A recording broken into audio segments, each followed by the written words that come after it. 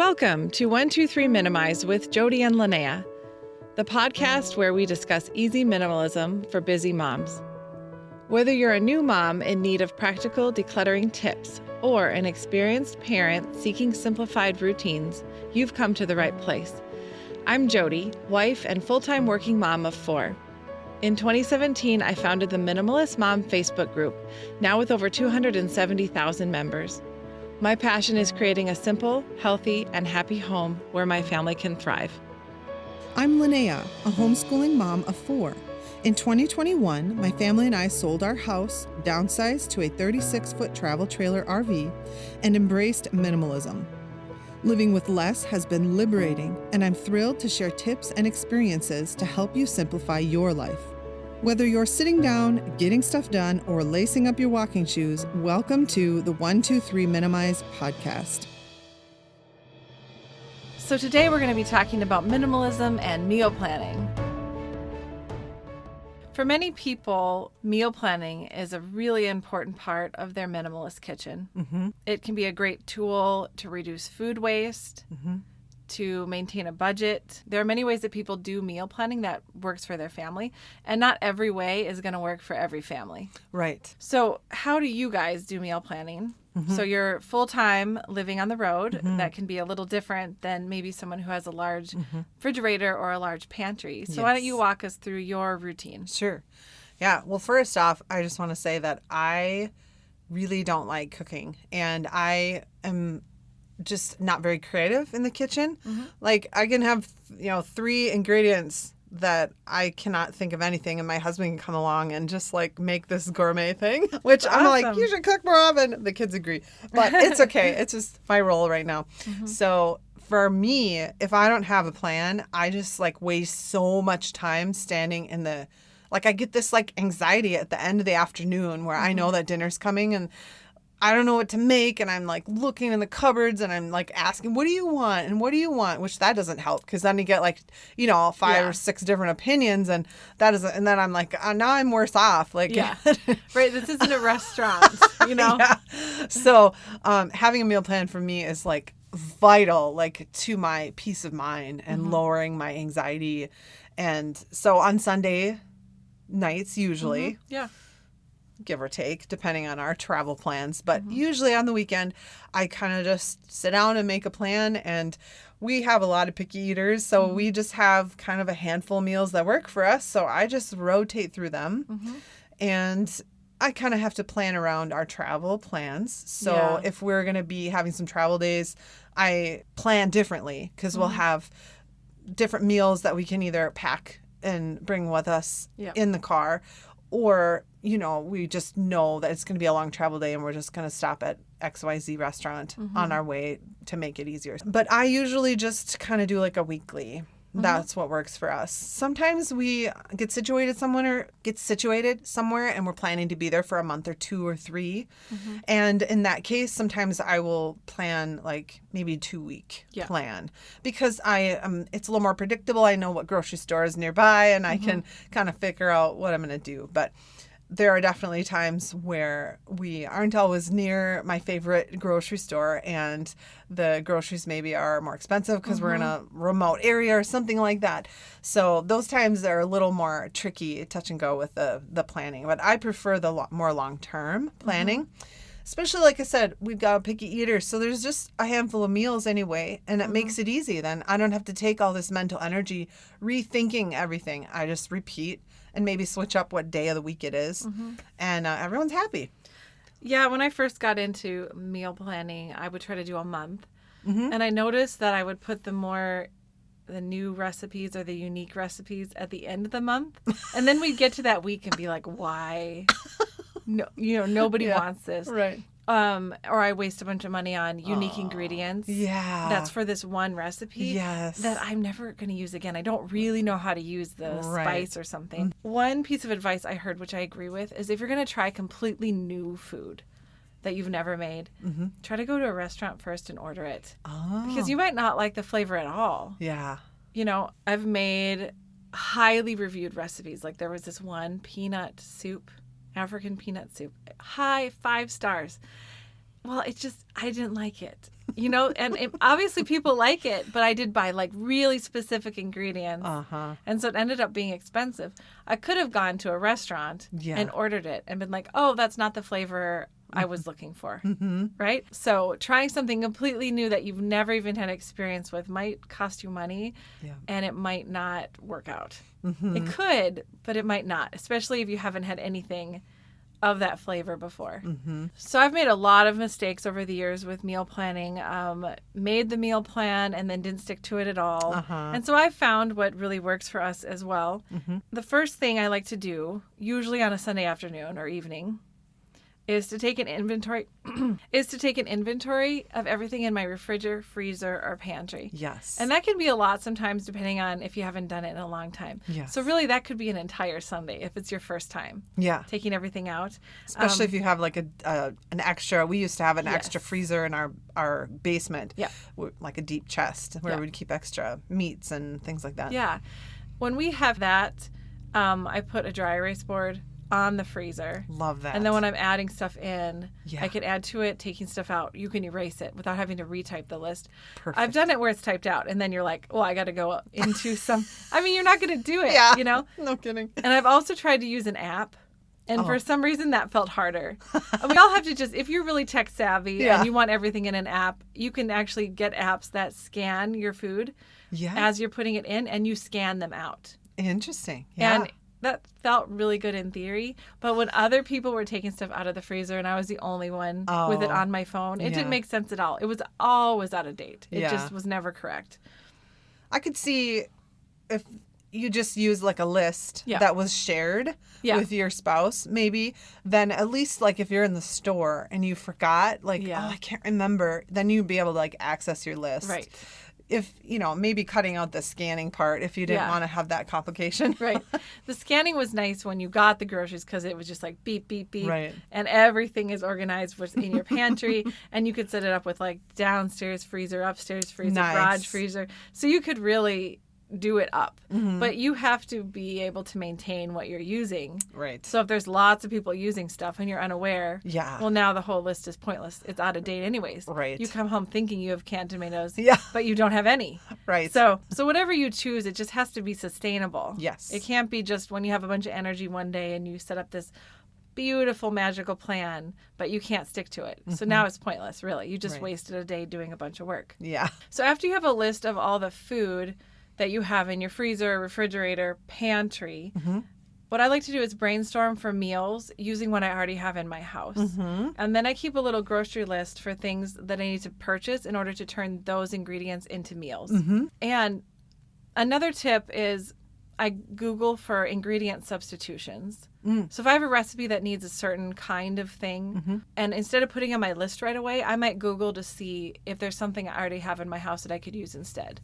Like a recipe calls for cornstarch, well, you can use arrowroot powder, or a recipe calls for olive oil, but maybe I have avocado oil. Sure. Just to kind of keep that grocery list down.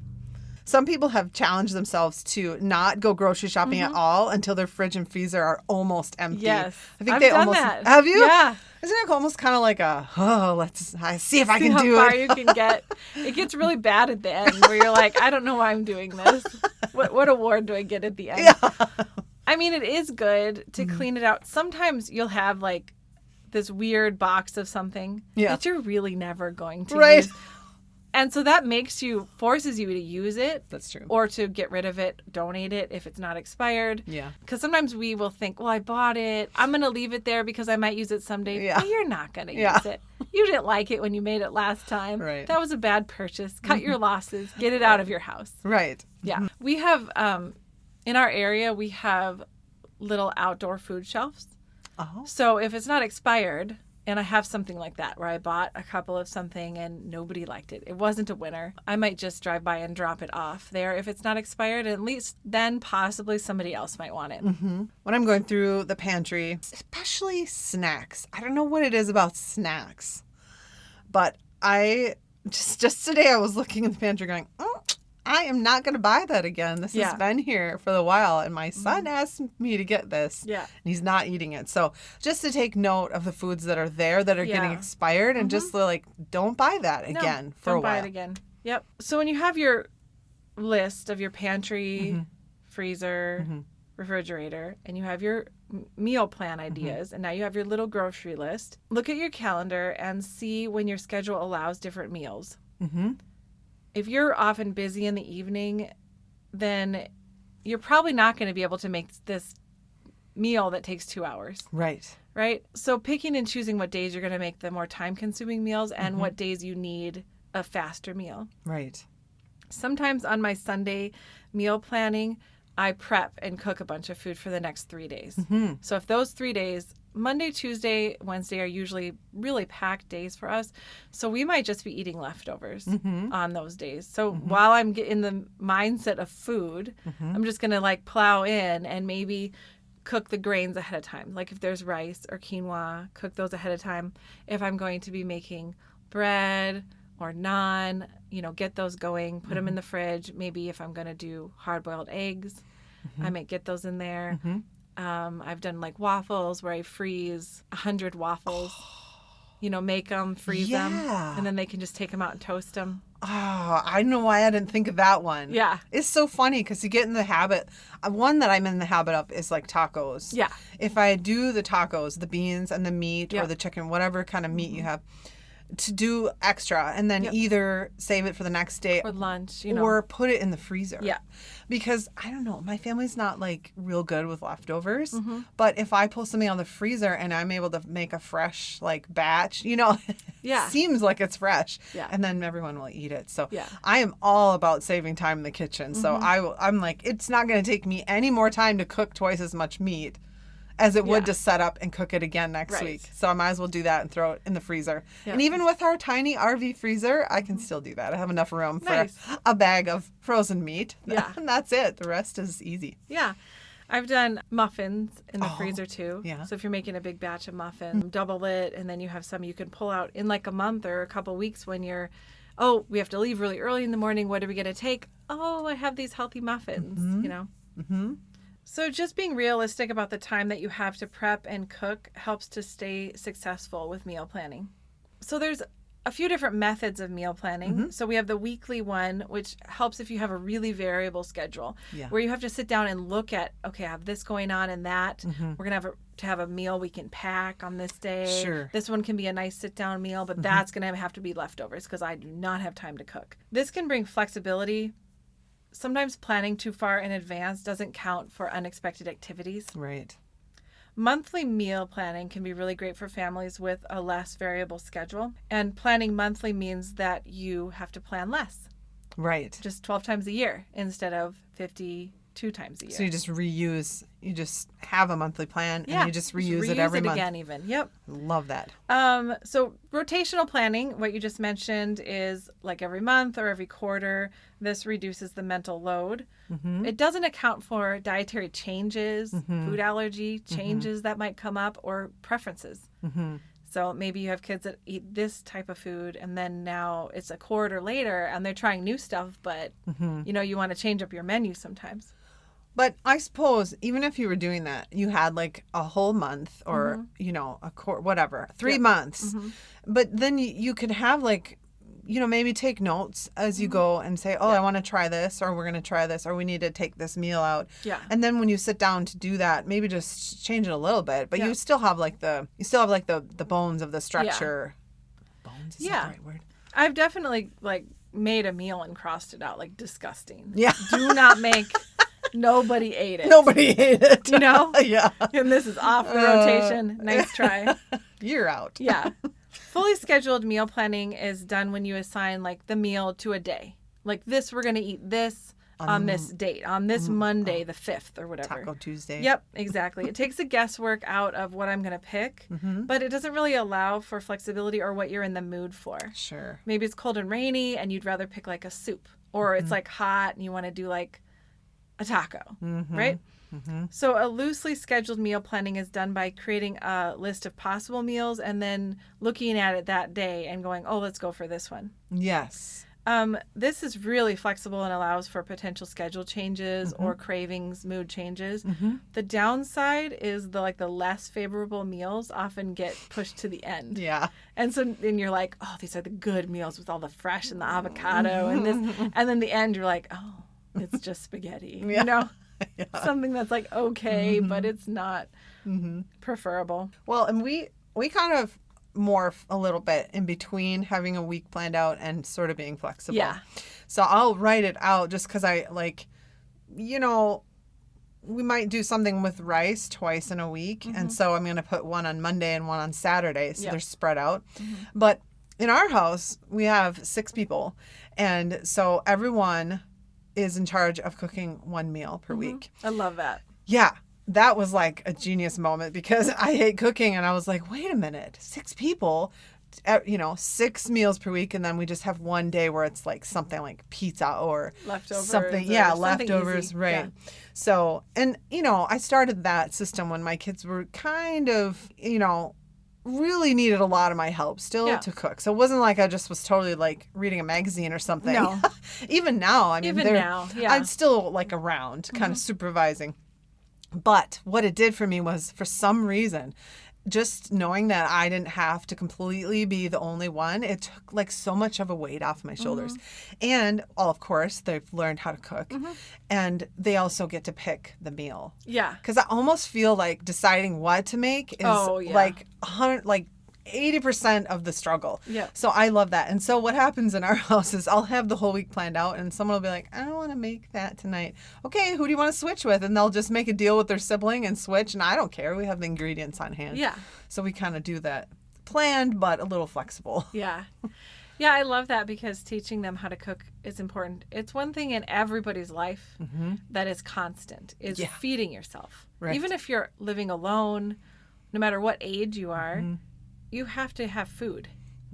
And so it's not something that goes away necessarily. It only gets worse. Like you have to feed more people potentially or you get tired of it. But having that skill is really important. Yeah. Just knowing like what work goes into it, how you have to go get the groceries. Because you don't want to send your adult children off into having to eat at restaurants for every meal because they don't know what goes into it. Right. Or they don't know how to cook. So we have a pretty busy schedule with me working full time and having the 4 kids. My days are often just a blur.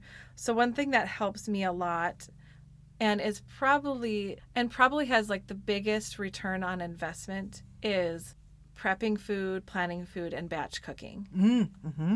I really get the most reward from that little bit of effort. And I'll even do something like put on a show I like and just plow into it. Sure. I hardly know I'm doing it then. Or talk to a friend on the phone and then I'm like, oh, look at all this stuff I made. When did that happen? So I might make a large meal for that Sunday night or Monday night and then freeze the rest for later in the month or the next week, or maybe put it in the fridge for lunch the next day. Things that work well with us are soup, like you said, taco meat, enchiladas, lasagna, even overnight oats can be good. Making freezer meals that are easy to throw in the crock pot so you don't have to cook every day is good. Pre-cutting vegetables, pre-cooking grains and proteins. One example that I'll go into of like a scenario that I did last Sunday is I might start with I love my Instant Pot and I use it all the time. So that's one like appliance that made the minimalism cut off because I do use it probably 5 or 6 times a week. Wow. Yeah. So let's say I take some organic dried beans and I throw them in the Instant Pot. So those are going to be done in 35 minutes, right? And I might make black bean brownies and maybe I'll do like a quesadilla for dinner. Maybe I'll make a bean soup that we're going to eat the next day. Maybe I'll make like a bean hummus of some kind, black bean burgers that I'll actually freeze for the next week. And that can, make your budget stretch really thin. Yeah. And also you just got into the topic of beans and you made a whole bunch of different things. So versus like, I made a bunch of beans and now I'm putting them in containers and I'm going to freeze them. And then you thaw them out, you're like, what am I doing with this? Yeah. But it made like completely different meals that you can store for other meals. I love that. And when I do, the recipe I use is like something, the best black bean burger or something. And it is interesting when you're making it in the food processor, but later I'll have black bean burgers for pennies for the rest of the month, anytime we want to eat something like that. And we do have half of our family is vegetarian. So often I'll talk a lot about beans, and then my husband will make beef or something to have for the other half of the family. So it's kind of a mixture. So anything, it's a really versatile thing. You know, beans can be. Maybe another Sunday I'll just do chickpeas. So now you're going to have like a traditional hummus. I'll do like some barbecue type flavored chickpeas, maybe some roasted chickpeas, some chana masala. And so completely different type of food. Chickpea quesadillas, chickpea tacos. And then we're really basing our week on chickpeas. We're not eating it for every meal, but it's kind of peppered throughout, and it's extremely cheap. Yeah, I was going to say, compared to beef. Yeah. And I mean, wow, that's like Yeah. just a huge savings. Right. I like to think of chickpeas as like tiny potatoes because you can manipulate their flavor just like you can with a potato based on what seasonings if you do like a smoked paprika, you know, you can have that kind of smoky flavor, or you can turn it into like a hummus or even a dessert hummus. Also, think about what you ate growing up, because if you have go-to things that you're familiar with, that's probably typically what you're going to lean towards as an adult. Not always, but if you're struggling to really think about what in the world, how are you going to meal plan, sometimes going back to the basics is helpful. And think about what you want to have on hand. I do keep extra food on hand. It's typically things that I know what to do with. So basic ingredients that I can make a bunch of different stuff with. Usually that doesn't go to waste. So for us, it's dried beans, rice, canned tomatoes, salsa, and other basic stuff like that. I'm not going to buy extra of anything that I'm not really, really familiar with and at least know how to make 10 different things with it. Another tip that I found to be extremely helpful is if you are really struggling, you can ask ChatGPT to create your meal plan, your grocery list, and even give you the recipes. Wow. So I asked it the other day, I'm like, create a budget-friendly vegetarian meal plan. And boom, within seconds, I had all these ideas. Wow. And then I said, give me the grocery list. There's the grocery list. And then I need the recipe for the quinoa, whatever, and there it was. Wow. Whether the recipes are good or not, I have no idea because I haven't used it yet. But I was impressed with just getting those, like, the brain flowing about what could I possibly make this week. Sometimes even reading someone else's meal plan gets me going. I might end up with a completely different plan, but I was, like, stuck before, and now it's all coming back to me. Well, here's another idea. When you're batch cooking, is coordinate with some friends. This would take a little extra work just to coordinate. But if you have friends that are up for it, you could totally do this. So you could either all get together and batch cook, take like a whole Saturday and batch cook, or you could batch cook separately. Maybe you have like a little sign up and one person's doing like chicken meals, one's doing bean meals, one's doing beef, whatever the case is. But you sign up for a certain meal and then the number of servings total between all of you. So maybe I would have lasagna and I would make lasagna enough for me and all the friends. And then you meet up and you swap. Like a cookie exchange. Yeah. But with food. Right. You could do it and make it last for like 3 months and then do it again in 3 months with those same friends if they wanted to. Yeah. And that could be a really fun way to just be more efficient when you're cooking. So you're not trying to cook, 10 different things when you're doing the batch cooking, and it'd be easier and faster. And then you get this variety of meals for all of you to put in your freezer. Right. Because of course, there's always the minimalist thought of not having a lot of stuff on your shelves or in your fridge and freezer.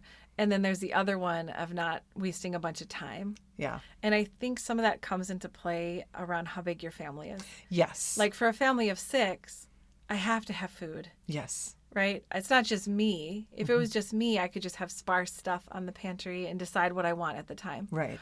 But with the volume of food that we're going through every day, it's easier for me to reduce my stress and reduce the time I spend at the store or thinking about food by kind of doing it in chunks, like focused activity where my brain is only thinking about food.